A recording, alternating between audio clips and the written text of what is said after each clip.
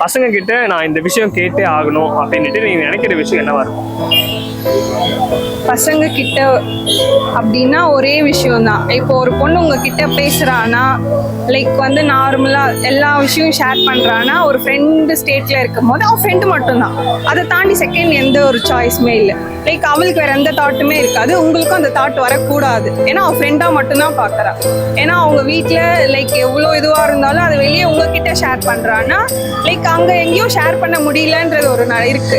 So அதனாலதான் உங்ககிட்ட share பண்றேன். அதுக்காக உங்ககிட்ட ஷேர் பண்றதுனால ஷீ இஸ் யுவர் சோல்மேட் அப்படிலாம் கிடையாது. பசங்க வந்து அதை அட்வான்டேஜ் எடுத்துக்கிறாங்களா? அது ரொம்ப அட்வான்டேஜா எடுக்கிறாங்க. லைக் எல்லாமே ஷேர் பண்றதுனால அவங்க தான் அவங்க பார்ட்னர் அப்படிலாம் கிடையாது. அவங்க ஃப்ரெண்டு தான். ஃப்ரெண்டு கிட்ட தான் ஷேர் பண்ணுவாங்க. பார்ட்னர் கிட்ட கூட யாரும் எல்லாமே ஷேர் பண்ண மாட்டாங்க. ஆனா ஃப்ரெண்டு கிட்ட எல்லாருமே ஷேர் பண்ணுவாங்க.